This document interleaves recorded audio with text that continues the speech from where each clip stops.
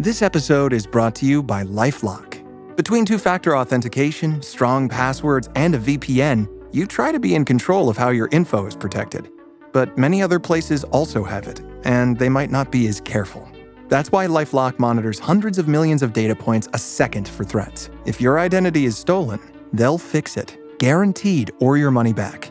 Save up to 40% your first year. Visit lifelock.com/podcast for 40% off. Terms apply. Imagine this. The best pasta sauce you have ever tasted sits abandoned on a plate. Wasted sauce. That is a tragedy. If only you had used Barilla al Bronzo pasta. Its bronze-cut texture holds your sauce and scoops up every last drop. The Italians call that scarpetta. Capture sauce the Italian way. Barilla al Bronzo. Click or tap the banner to find out more. Parents of tweens, if you're familiar with far-off drop-offs... Dad, stop, right here. Or get DMs about what's for dinner, you may be experiencing tween milestones. For your son or daughter, these can start at age 9. HPV vaccination, a type of cancer prevention against certain HPV-related cancers, can start then too. For most, HPV clears on its own. But for those who don't clear the virus, it can cause certain cancers later in life. Embrace this phase. Help protect them in the next. Ask their doctor today about HPV vaccination. Brought to you by Merck. Hello and welcome to episode 3 of Talk 72 podcast. I'm joined here today by Johnny and Sut. We've got a few topics today. We've got obviously the big news of the EFL fixture release along with the Carabao Cup release. We've got our transfer section. We've got sponsorships and we've got a final question to finish on. So let's get right into it. So starting off, EFL fixture release, starting with Sut.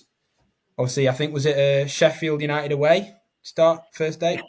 Yeah, so I've worked out. So that's be the fourth time in the last 13 games we'll play Sheffield United, and 3 of them away.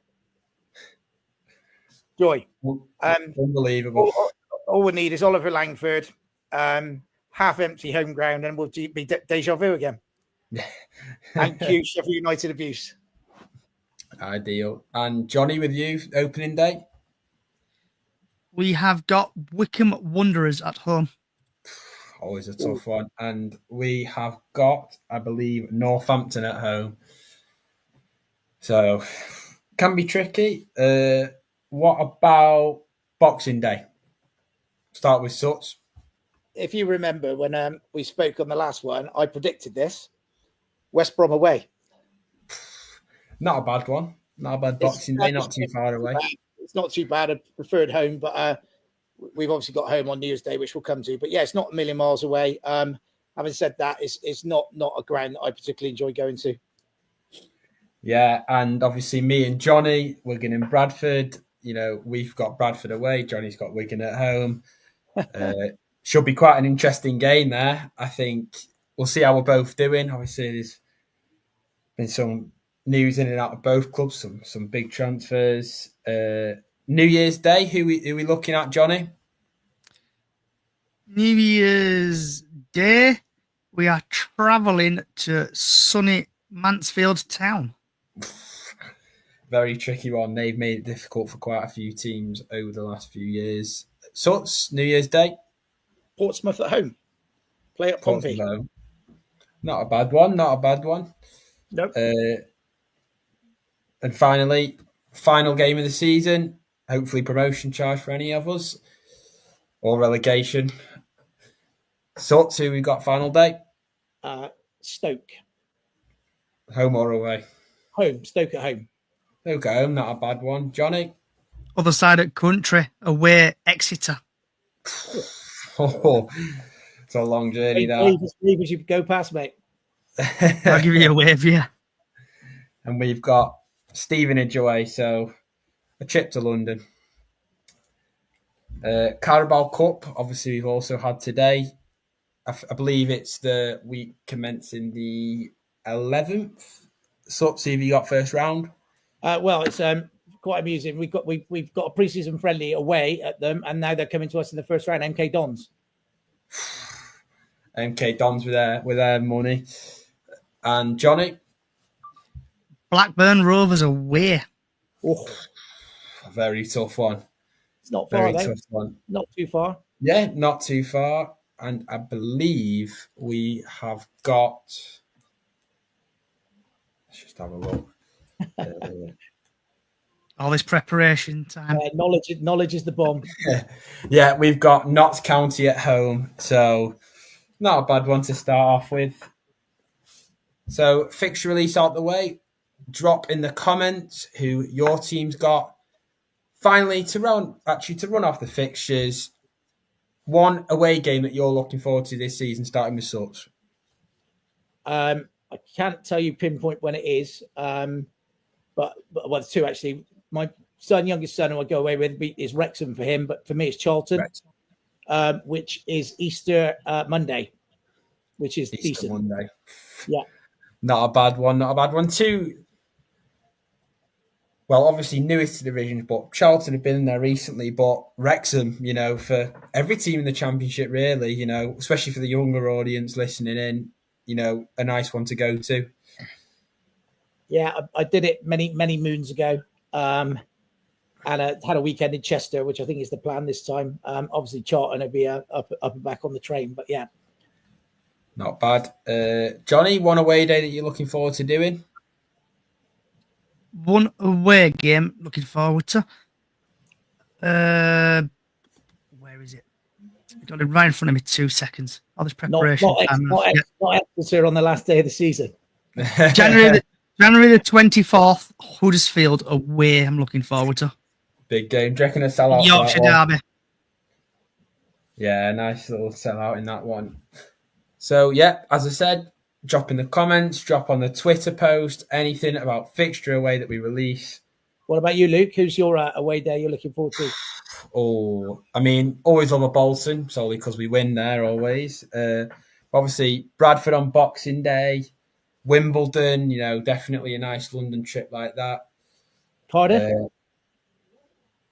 Wimbledon's obviously one of the nicest ones I'd go for this season. I wanted to try and do Plymouth, but I need to check whether that's a Tuesday night or not because absolutely no chance. I was thinking, Luton, someone that's just come down. However, Tuesday night, we'll wait and see about that one. What game are you not looking forward to? Cardiff's always a good one. We'll miss that one. I know. What about you, Johnny? One that you're not looking forward to? I've got a few. Last one is Exeter on the dreaded. You never know what will happen. Yeah. Then, not looking forward to Peterborough. By all accounts, their weigh-in's a bit crap. I've heard. I don't know how true it is, but I've heard their weigh-in's crap. Yeah, you're on the side on. Yeah. Some difficult ones in all leagues. So moving on now, we've got the big transfer news of the week, starting with a very big one for Bradford City, Stephen Humphreys. Johnny, what is your first opinions on Stephen Humphreys? I've only seen YouTube videos. Where he looks a really good player. I thought he was a striker, but it turns out he's a winger. I think Barnsley fans are a little bit upset that he's leaving. But I'm looking forward to him at Bradford. I've seen YouTube videos of him. He looks quality. And he's just had an experience. So hopefully up the chickens and all that lot will climb up the league. Yeah, I think personally as a Wigan fan, I think, he's seen as a bit of a striker. But, I've seen Barnsley fans like him on the left. We had him on the right. He's very versatile in those attacking positions. And I think, he'll really bring experience to the front line. And, he's got a bit of that, in big games when you're struggling, he's got that a bit about him, that fight. And I think he could really do a job for Bradford to climb up the leagues. Second one, as I've seen, Suts, what are your opinions on Joe Lumley to Bristol City? If you listen to Middlesbrough fans, absolutely shocking. Having said that, and it's going to be competition for Max O'Leary, which is the important thing. Yeah. That's what. He didn't have the best time at Middlesbrough, as was well reported and things like that. But like with any player, we spoke about this on the last one. A fresh start for a player, a new club, new contract, can do wonders to people. And I'd say the healthy competition there. So yeah, we had to get a goalkeeper in. So yeah, obviously that's done and dusted. We obviously got Adam Randall across the line, which is good news. There's been a lot going on. We thought we were going to lose Atkinson. He was on loan last part of the season to Portsmouth, but he signed a contract with us now to 2028, which is like a new signing, really, to be honest, because he was out injured, done his cruise ship for us, and then went on loan. So that's like a new player for us. So yeah, it's with Naki going. Naki Wells is officially leaving us. Lawrence Spray. After 5 years. We just now need those strikers. Yeah, as we touched on. Yeah, and with Wigan, a big incoming of Paul Mullin on loan. I think, personally, I like it. I think I've got mixed opinions because, obviously he had that bit of an injury season last season, only got, a few goals. But I think, personally, in a new system, plenty of crosses coming in. I think he'll suit Ryan Lowe's system, and I think, he'll score a lot of goals. Because I think, even with the stepping up, you don't really lose the sense of finishing, and next we'll go for Dara Costello, also for a rumoured 500 grand. Obviously, Johnny, we had that spell at Bradford. What did you get to see in Costello? You were crap. It was rubbish. He couldn't catch COVID. He won't be able to hit a cow's banjo. All them famous sayings. It was shit. And then I've seen it now. Was it Wigan are after him? I don't understand. Signed in for a rumoured between 350 to 500 grand. From Burnley, they'll be laughing their socks off. The cotton socks to his eyes. Them silk gold socks they've just bought for that price. They're rubbish. You guys could do better, but it's typically come to Bradford, the crap. They go to a different team and they'll play wonders, but I didn't rate him. I didn't rate him whatsoever. And his agent must be on a hell of a bonus. I can see you're in two minds over that, mate. Yeah, I think personally, speaking to Accrington and Northampton fans, as you've said, he was, pretty rubbish at Bradford, but he's had that fresh start at Accrington, fresh start at Northampton, and 6 goals in 15 games second half of the season is not a bad return. And I think, again, maybe next to the experience in Christian Sadie and Paul Mullin, experience in League One and the Championship there, I think he could do all right. Next one, Carlton Morris, going from Luton to Derby. So obviously, I think you saw a bit of Carlton Morris in the Championship. Do you think that's a bit of a statement from John Eustace? Well, he obviously, like I think I said on the last one, I thought he was going to kick on. I mean, he would have got a ditch and quite a few players, haven't they? Because they're a bit bother really with their wage bill.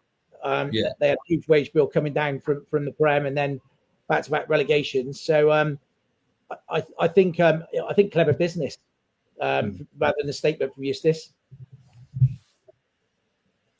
Yeah. I think personally, he's got experience now. He scored 10, 11 goals in the Premier League.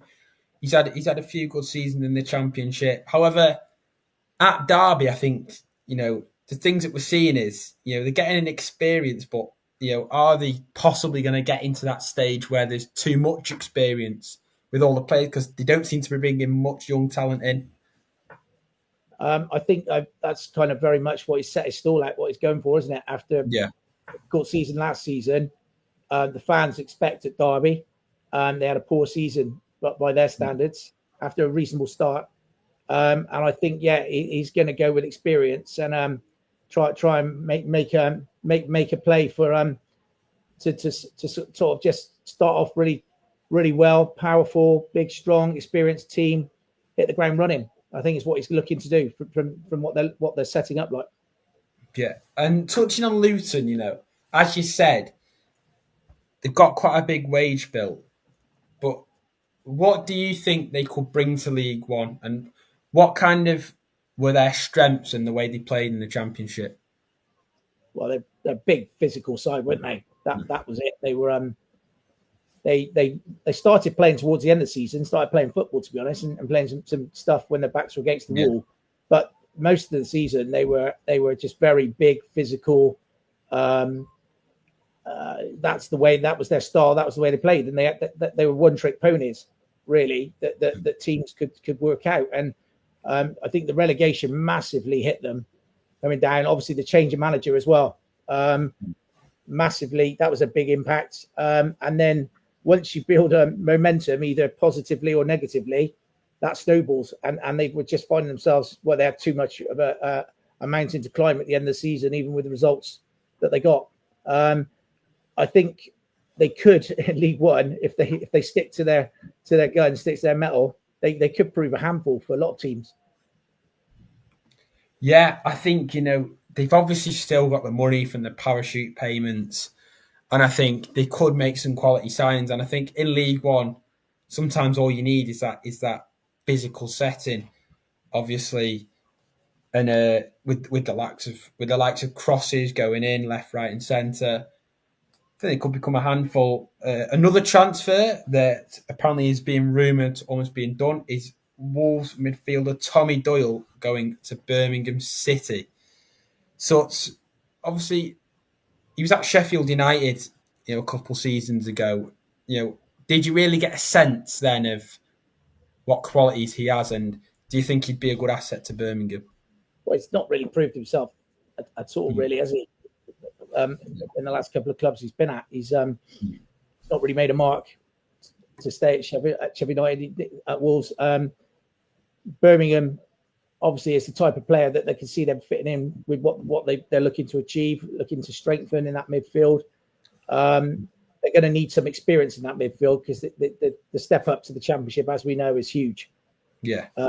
From League One, it is a big jump, and the midfield areas are just key, crucial. I mean, that's where the games have dominated. I mean, look at Burnley last season.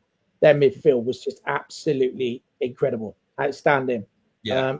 That is where, I mean, Josh Brownhill was their top goal scorer. Says it all from midfield. So dominating midfield, they need that strength in midfield. So, yeah, it's an opportunity, isn't it, to go and join a club that's on the up and see what they do. But not a player that really stands out for me. Bookmark this, and that'll be come back to haunt me, no doubt.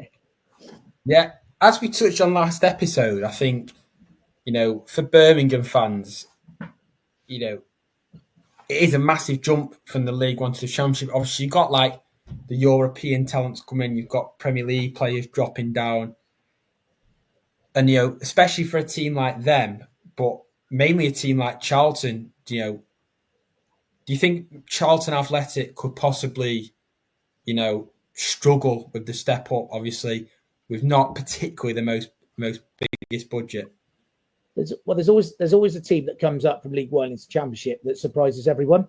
Yeah. Every season that does well. And if you've got a togetherness and you look at Charlton and what they've achieved and they bounce back and where they've got and the fan base, then they could do well. The expectation on Birmingham, on the other hand, could be counterproductive to them if they don't start the season particularly well. I haven't looked at their fixtures, but if they don't start the season particularly well, I saw today they announced that they've sold 20,000 season tickets, which is brilliant. To be honest, fantastic. That's a huge thing. But like I said, things could turn quite quickly if they don't get the start they need. And fans, as we know, we're a very fickle bunch. Yeah. So, talking about promoted teams from League Two to League One, Johnny. So out of the four, Bradford, Port Vale, Doncaster, and Wimbledon, who do you think has probably got the real quality, and who do you think could surprise, but who do you think might struggle? That we wouldn't possibly think would. I would probably say Port Vale might struggle. Yeah. I don't know how many players they've brought in, but it looks like the activity's been a bit slow from Port Vale. Same with Wimbledon. I know they've lost, I think, a couple of players. Like, obviously, Bradford have brought in, from there, and Doncaster obviously coming up as well. They're strengthening, and they're bringing in players. And it's like Bradford, Doncaster. They're spending not spending money, but they're bringing in players. Yeah. So I think their two will be all right. And who were fourth team? Port Vale, Doncaster, Bradford, Wimbledon won it. Yeah, they're not far. Yeah. Yeah. So touching on that, I think Bradford have got a real basis for a team now. With a few more good additions, maybe a low move here and there. How high do you think the ceiling could be for Bradford this season if they, really hit the ground running in League One? So I went to the fans forum, I think it was last week, and the owner, I think, wants to get out because when he first came, there were two. Yeah. There were Roop and then the other German dude, can't remember his name, who was that relevant. When they started, we were in League One and obviously got relegated to League Two. But since we've been in League Two, I think his eyes have opened up to Bradford. And at the fans forum, he was like on about not buying the stadium, but buying a training facility and stuff like that. So he's willing to put money into this club now. So it's like we've brought in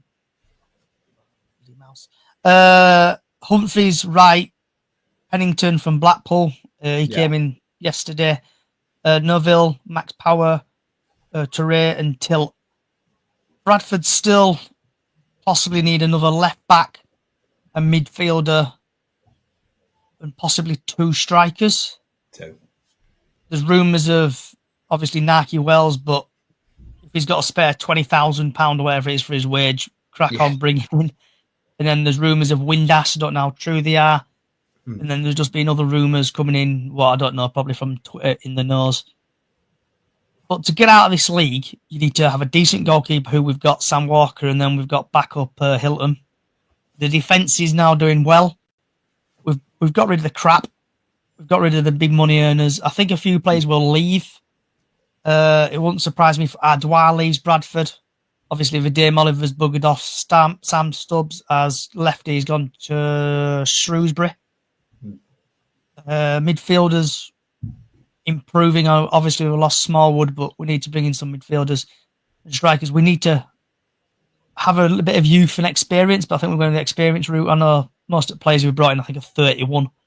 Apart from Nutville from AFC Wimbledon, I think he's 24. So we are getting experience, we are getting players, and I think if everything clicks, we will dominate this league and hopefully back-to-back promotion. But knowing our luck, we'll probably get finished 10th or something like that. Yeah, I think the basis is definitely there. I think, if it might sound a bit annoying as a Bradford fan, but I think if you take your time, pick the right striker option, maybe a young lad and a more experienced one, I think you can definitely cause problems. But I also think this season, I think League One is obviously we had the likes of Birmingham and Wrexham who came on and spent big, and obviously the likes of Plymouth and Luton are coming down. But I also think there's teams who are in and around the playoffs who have recruited excellently, and I think could be a very tough league this year. So if you kind of thought about now, whereabouts would you be happy with, with the finish? Maybe in and outside the playoffs or pushing maybe with a good start. Head saying first or second, heart saying playoffs. I just hope miracles happen because Bradford, I know we get the piss taken out of us saying we're attendance FC and all that lot. But we are a big club, and a big club deserves to be like in the Championship. And if everything goes to plan, if the football gods look down on us, we will do well, and hopefully, last podcast of the season, we'll be promoted. Exactly. If that were the case, mate, we'd be in the Prem. You never know. You might be in Premier League this year, next season. You never know. Miracles do happen. Window. Just need to spend some money. Moving on, obviously, we had a rumour here and there of a potential Saudi takeover at Bristol City. Obviously, the rumours might have calmed down a bit. Would you be totally against that? I think I'd take it all with a pinch of salt. So this guy has been linked with half the championship so far, hasn't he? Yeah. Southampton, Millwall, and then the latest was us. If rumours are to believe, Simon Jordan's been advising him and advised him to go for Southampton, I think it was. But then he's keen on for a team in the Southwest, which I think, where does that come from? This is just I think it was one reporter in the Sun, and I'll take it all with a pinch of salt at the moment, to be honest. And also, it's rumoured to believe that he was only interested in Bristol City, whereas I know the Lansdowns have got the Bristol Sport conglomerate with the Bristol Bears rugby, the basketball, the whole shebang. And if they were looking to sell, would want to sell the whole Bristol Sport in its entirety, and not just separate. But who knows? You never know. I don't know. I kind of read it, smirked, moved on, not taking it too seriously. Yeah, and as we touched on the last podcast, touched on the problems of Sheffield Wednesday. Do you feel like these owners and the rumours? Do you feel like they're starting to possibly cause a bit of a problem, as obviously with the multiple clubs coming into this transfer environment because the owners paying the wages? Do you think the EFL kind of needs to take a closer look at who's coming through the doors? We said that last time, that the due diligence needs to massively be ramped up in the Championship, because in the Premier League, you just wouldn't get a foot in the door.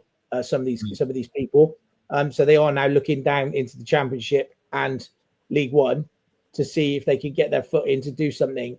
I mean, a lot of Bristol City fans moan about Lansdowns, but I'm not one of them. They're passionate Bristol City fans, have been their whole lives. He's put a lot of money, a lot of dedication into the club. He would never do anything to the detriment of the club to see it sort of be put at risk. You've got a Saudi bloke coming in who allegedly reported net worth is similar to Lansdown. Yeah, not got mega bucks more or anything like that. So what is he going to bring that we've got already? And like you say, what is his ambition if he were serious? What is his plans? What is his longevity? What if something goes wrong in Saudi and is in boxing empire, and where is involved like that? And then we're left up shit creek without paddle, like Sheffield Wednesday and others have been. And for me, I absolutely no, thank you.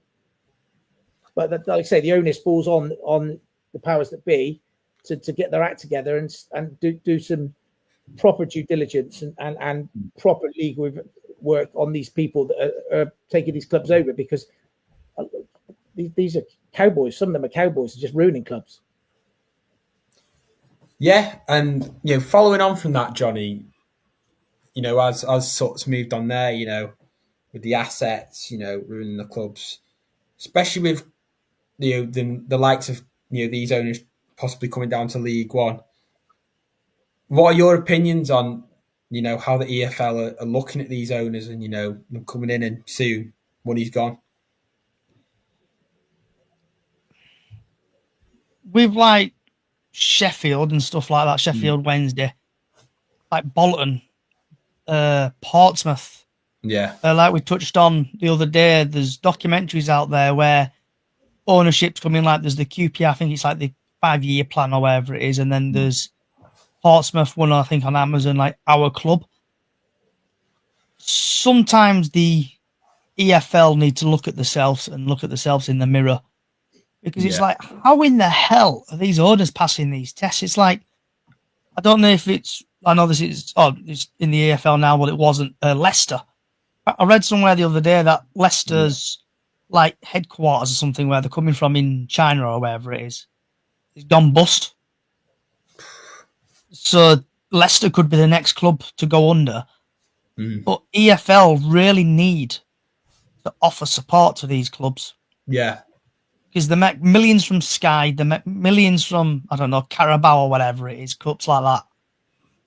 And they need to look after them, because like it could happen to Wigan. I know Wigan, your club Wigan suffered a couple of administrations. Bradford have suffered a couple of administrations. I don't know, is Bristol suffered administrations in the past? Well, famously in 1982, I'm sure our fellow Bristol club there, I mentioned that, would mention it. So 82, we nearly went bust. And that's the famous, we got the Ashton Gate 8, that eight players tore up their contracts or reneged on their contracts so the club could carry on. So that's the closest we've come since then. We've had various chairmen come in, and when we were perhaps in League One and not so much the Championship. I mean, we've had a steady reign under Lansdowne for over a decade, and we're very much on a steady thing. And a lot of the younger fans, like younger Bristol City fans, won't remember the crap that we went through as a club and other clubs are going through. And it's careful what you wish for, as I think I said on the last podcast. You're not going to have a Man City type situation where you've got multi billionaires coming in, and it seems like these businessmen, a lot of them are coming in from across the pond now, from America and in the Middle East, Saudi. They're tinkering. They see it as their new toy. It's something that everyone else has got. So I need a football club.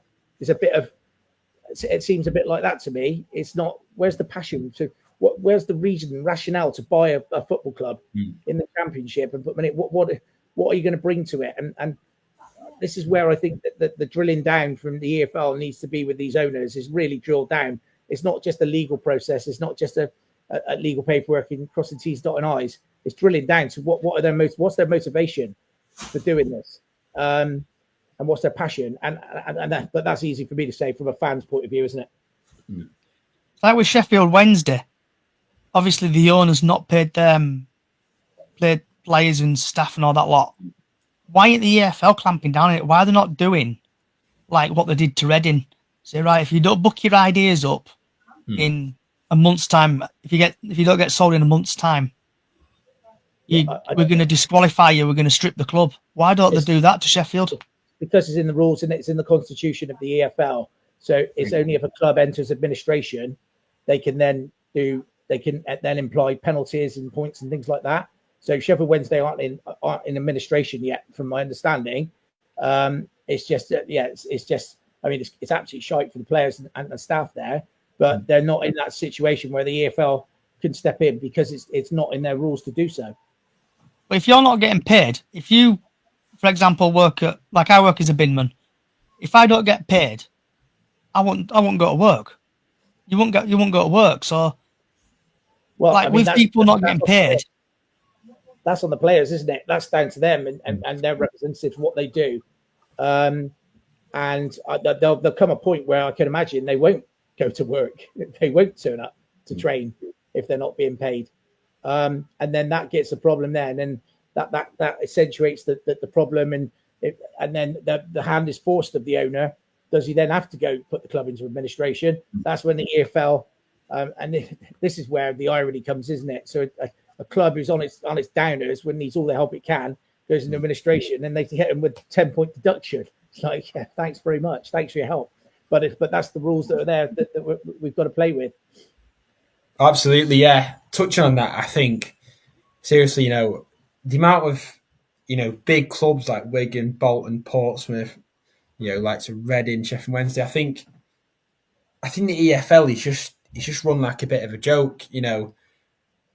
I think there's just so many ownership problems nowadays, and as we touched on last year, it could be anyone's club under the corner. And I said with Leicester, that's in the last 10 years or so, that's a Premier League winning club, and they've come down. They've had a point deduction with FFP, and I think you've made a great point about for my club Wigan especially, we're in administration already, and they give us a -12, and then the next season we start on a -8, and it's just, I think they just need, the EFL need to step in and think, well, we get millions of pounds a year. What can we do to jump in and out? What they're doing is punishing the clubs who are the ones that are suffering, and ultimately it's due to their failings for overseeing perhaps some of these takeovers and the running of clubs, to allowing them to get into these positions. Yeah. And all they're doing is ultimately come back to us, the fans. They're hitting us, the fans, because we're the ones that suffer. Because our club, like you say, got a 12-point deduction, a 10-point deduction. Start the next season, you're up against it. They need to. It seems they need to get their acts in order. We talk about money and talk about helping clubs out. The money, and I harp on about this from last time. The money sits at the top. The money sits in the Premier League. That's where the money is. Yeah. A lot of clubs, even Championship, like Bristol City, you just look at their financials. Yeah, we're not making any money. Yeah. We're very much hand to mouth. And some of the clubs are lower down. And we talked about it before with FA Cup replays and the money that brings in. The Premier League clubs don't need to worry about this. They're absolutely fine. It's part of that elite club, that elite band. And they get a couple that come up and tinker with it every season and then go back down. And then the parachute payments again, that shows the money that's in the Premier League to be able to pay these parachute payments to clubs going down. Just shows the sheer and the whole football pyramid. The Premier League is one entity and it's right, but the EFL needs to buck their ideas up, but the Premier League can help in all of this as well because it benefits everyone. But anyway, we could spend hours on this. Yeah, I mean, as we said, with the Premier League, it's a completely different ballgame.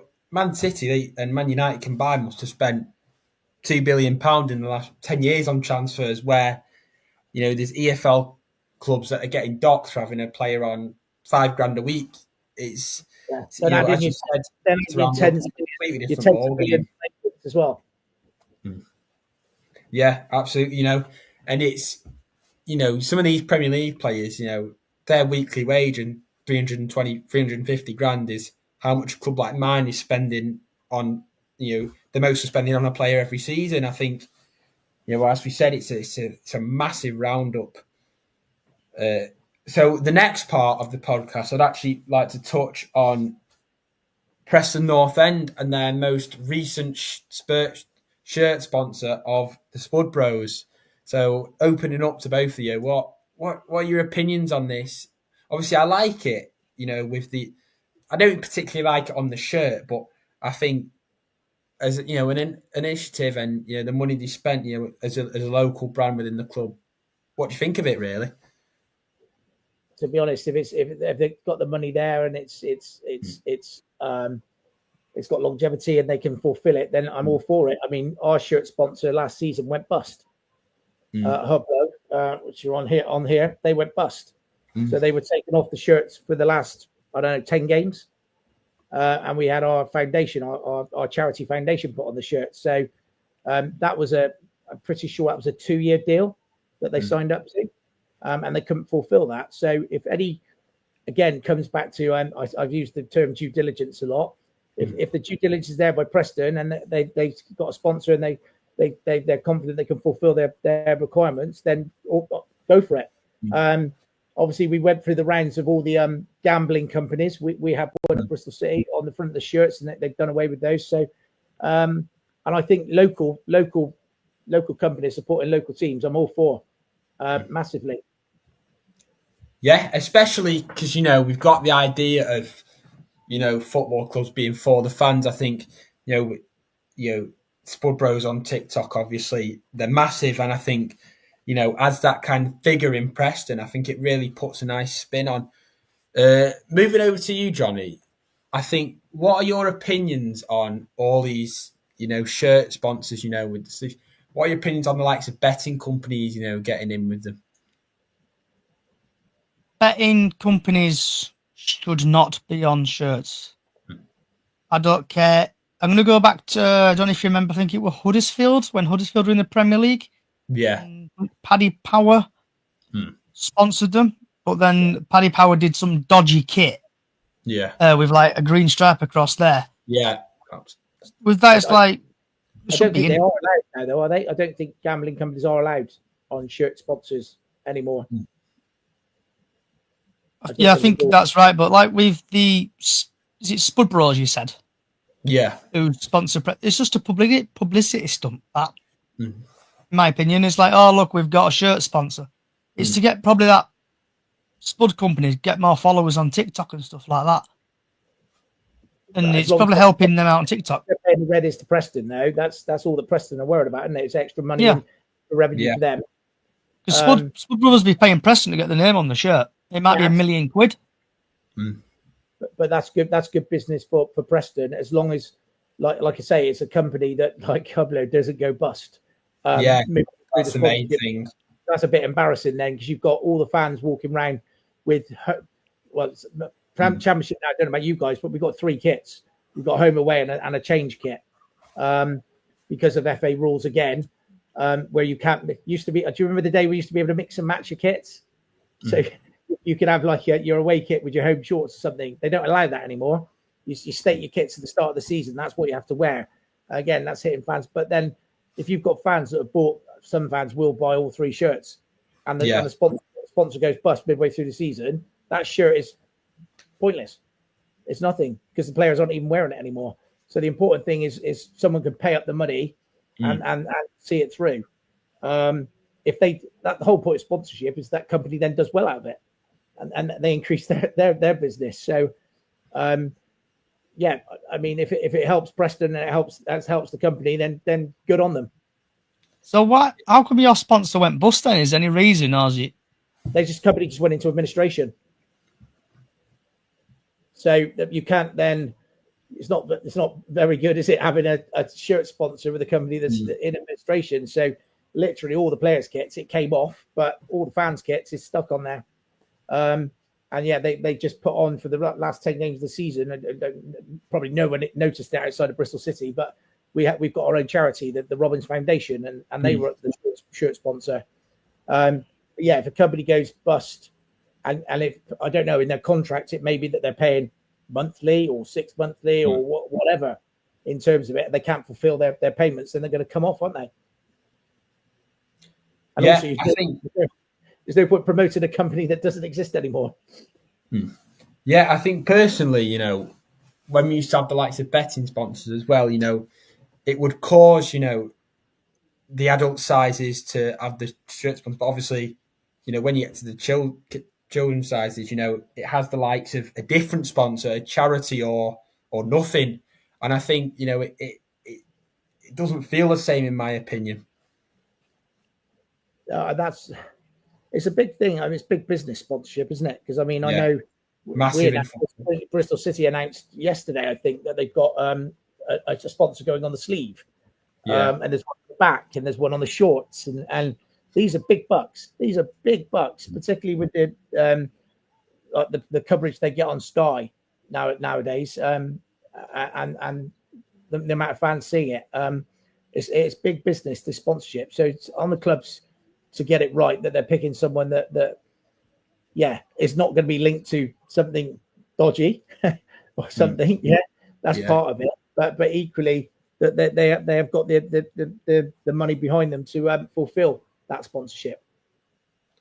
Yeah, as we've said, I think, the sponsorship in football nowadays, is ridiculous money. And for the teams, going towards Championship, League One, League Two, I think, it can really, push up these, well, especially in the Championship, with the likes of the FFP rules, I think it really, really helps with them. And as you said, if they go bankrupt, it can really affect the money coming into the club, and it can be, a type of thing which they can't rely on in the club.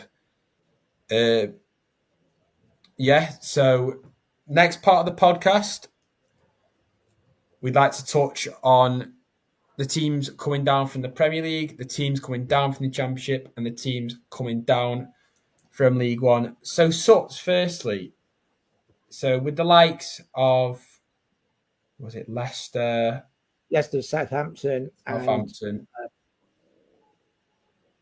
who was the other? Oh, God, yeah, it's gone. Southampton. Oh, Ipswich. Ipswich, yeah, there we go.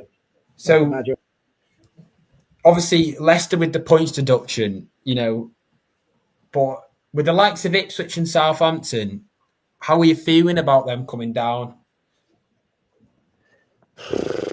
Well, Don't get started on parachute payments because we've covered that. It's an unfair advantage straight away. You've got some, I mean, Ipswich, not so much because they've come up, but Southampton, bit of a yo-yo club there. They've got an unfair advantage straight away, haven't they, with the parachute payments? But as we saw with Luton last season, come down, struggled. It is competitive. I think the Championship gets more competitive every season. It's just how they adapt to it. I mean, if you take an Ipswich, where the euphoria of getting back up to the Premier League, and then obviously the struggles they had. Southampton were just, well, the stats speak for themselves, wouldn't it? I mean, they didn't really compete up there, so it's how that affects them when they come back down, and does that have a knock-on effect to them where they were, because losing mentality, they haven't had that winning mentality haven't they, for a long time, and that's what you saw with Luton coming down. So it's old adage of football. It's no easy game in the Championship.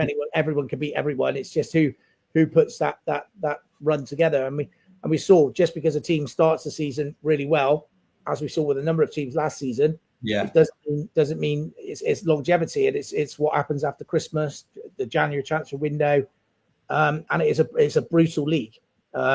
As with all the leagues, are you playing Saturday, Tuesday, a lot of the season? But yeah, I mean, do they hold any sort of particular fears that I know that the bookies will have them as favourites to go straight back up and they're all up there?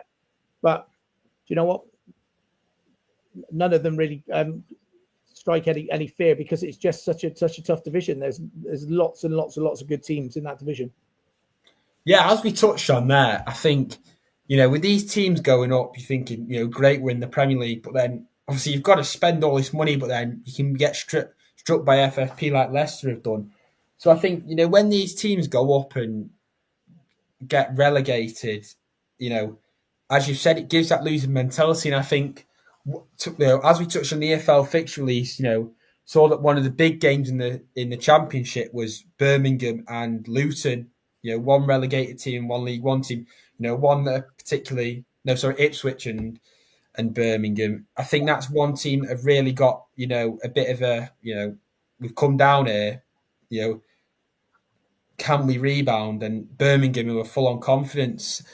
And I think, as we, the start of the season is perfect for that. But, do you think there could be a real idea of a cluster with, a lot of teams this season with, the competitiveness of the league, especially the likes of like Liam Manning's Norwich? Do you think there could be a high amount of teams in and around?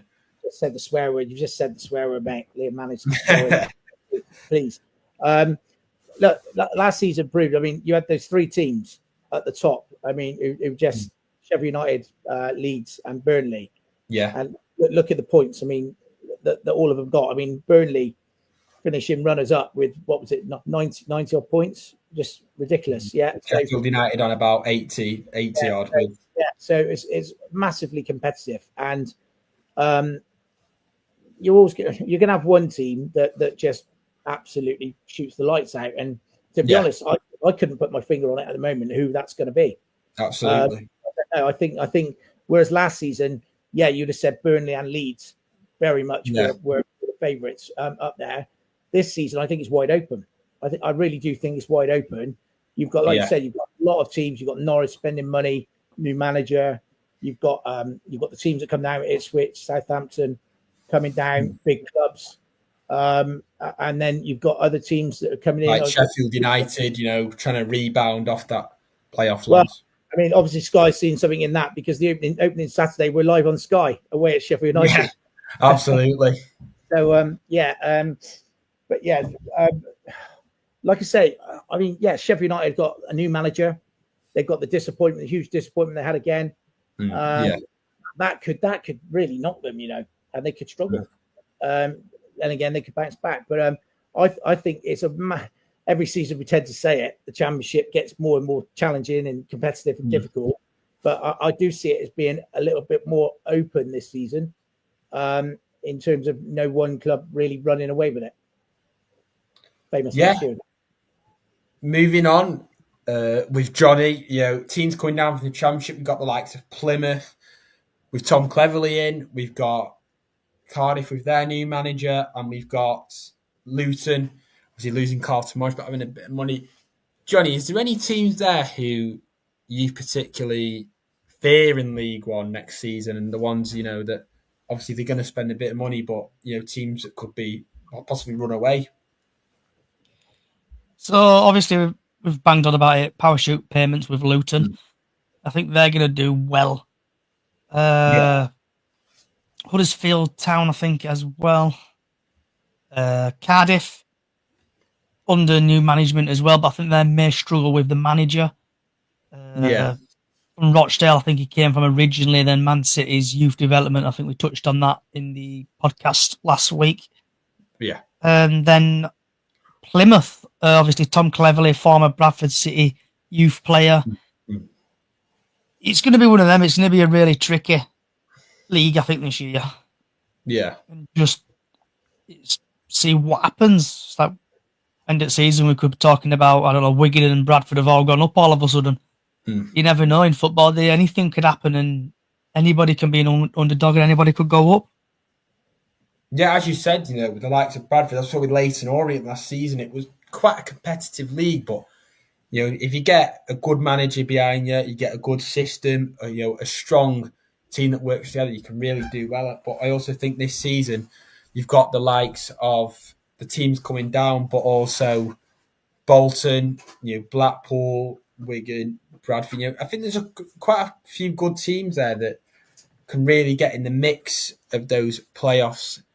And finally, open it up. So obviously, we got the teams coming down from League One. As we touched on last week, we got MK Dons and Salford City who are planning to spend big. Especially to you, Johnny, is there anything in League Two that you particularly strikes you in the teams that might be able to come up? So from League Two to League One? Yeah. Yeah, it's like there's obviously Doncaster spending money, Bradford are spending money. I think AFC Wimbledon have brought a few players in. And who else? There were 4, wasn't there? Bradford, Port Vale as well. It's one of these where you need to throw money at your club. You need to bring in players, you need to bring in staff members, and you need to have a great team. So yeah, like I said before, it's anyone's game really in League One coming up. Yeah, and also with League Two next season, obviously with the likes of Walsall, completely bottling it. Obviously, is there anyone in League Two now that you feel like, obviously within the promotion, because anyone that you saw that you thought, with a bit more power behind them, could really push on? Salford.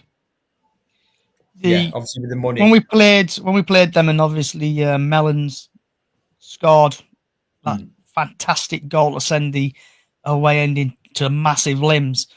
But Salford, they can be a good team. And I know David Beckham and Gary Neville have now taken full control with some American consultant over there. They've basically kicked out Nicky Butt and all them lot, but they're still there in the background. I think Salford are going to be good this year. Rumours were the owner were going to get sacked and Rooney were going to come in. Might happen, but you just same again. League Two, there's like MK Dons throwing money about, but throwing stuff at the wall. Some of it sticks and some of it doesn't. It's like going to MK Dons and stuff like that, where they've got no fans hardly turning up, but they're spending money. Anything can happen. But I think they're going to struggle, MK Dons. I'm calling it now. They're going to struggle, I think, MK Dons. Team won't gel. Well, watch them winning the round 1 of the Carabao Cup then. That's a kiss of death to us. Yeah, and I think it could really, obviously in League Two, I think we've seen in the last few years, especially last year, it's very clustered towards the playoffs. You kind of start to get a little bit more of a gap between, the top 4 and the below. But I think, the teams that have come down, I don't think neither have really spent and, or really brought in the right free agents, loan players, recruitment. So I think MK Dons and Salford, it could be their year.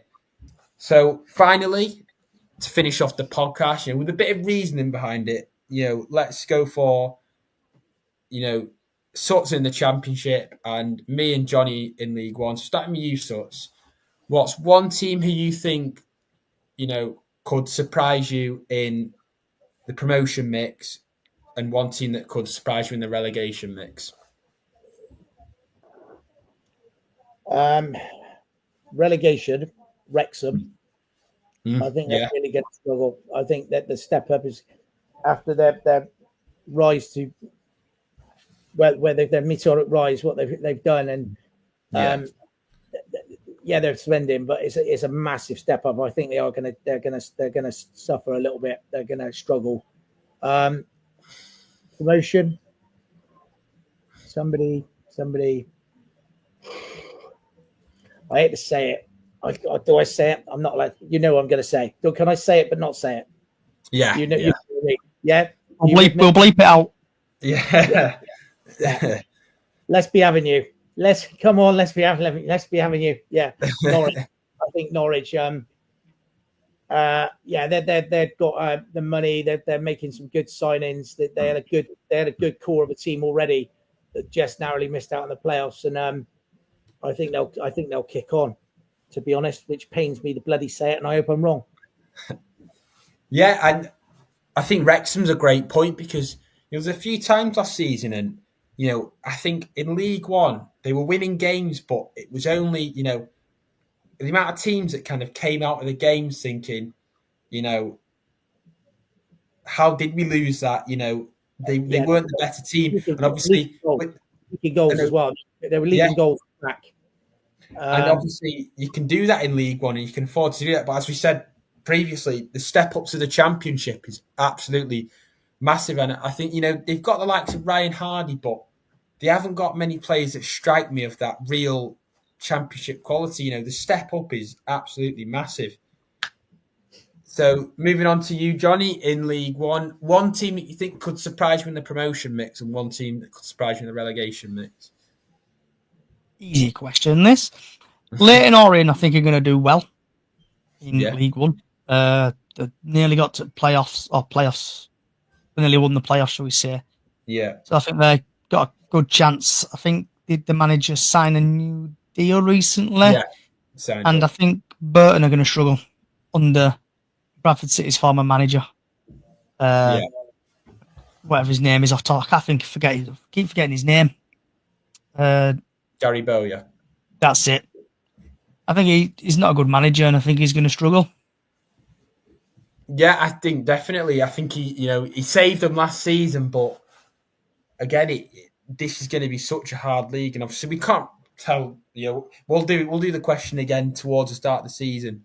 But obviously, I think it really could be difficult for Burton Albion. But I like your point about I'm a big fan of Richie Wellens at Leyton Orient. I think they proved last season with the loan market. They might go into it again, but I think they proved that if you get the right players for Richie Wellens' system, the 4-2-3-1, I think he can really thrive. Finally, moving on to my picks. So the promotion mix in League One. I'd like to pick of Blackpool. I think they've done exceptionally well in the free agent market. I think, Steve Bruce, again, I think he's a decent manager, and his system at Blackpool, I watched the game when we played them, and I think they've got the ability, to even when they're down, to come back into the games.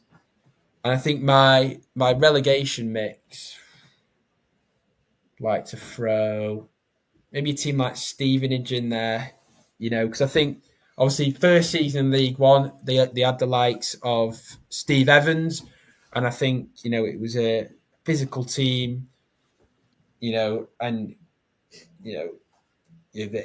lots of S-housery in there. I think, when that kind of got them through the games, and, under Alex Ravel, they've had a similar type season, but I think, for the third time trying this, I think they will get found out a lot, and I think they will finish off in League One. Can I have a punt? Can I have a punt on League One? Yeah.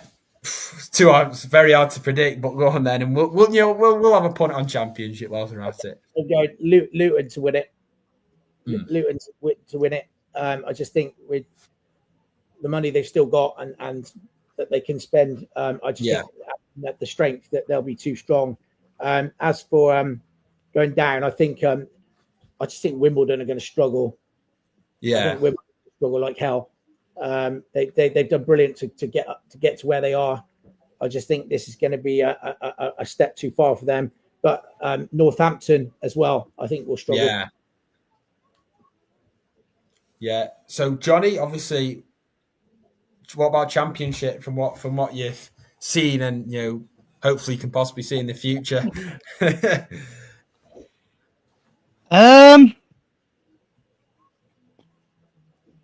Possibly QPR will get relegated from the Championship.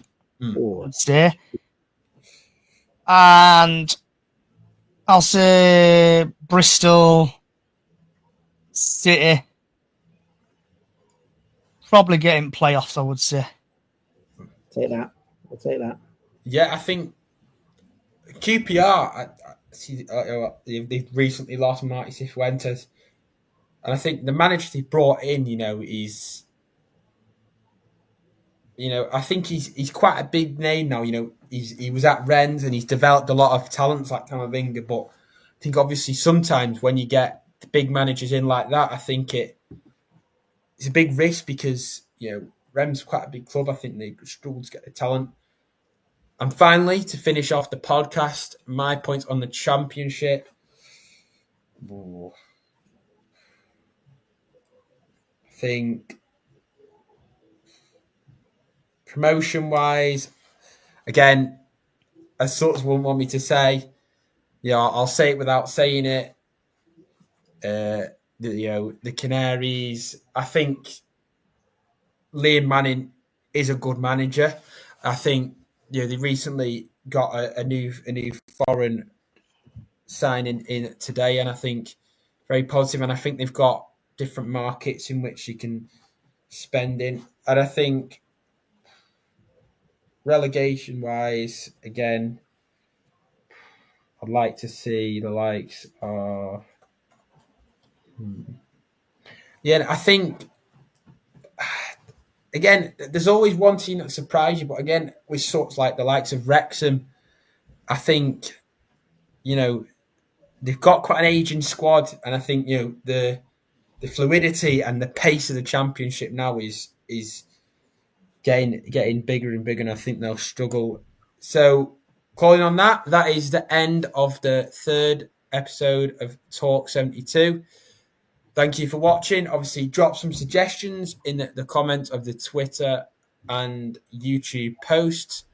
And obviously, we've got the new Patreon started, which will be making some exclusive clips, like league predictions, and that'll be starting on Monday. Thanks for watching, and we'll see you next week.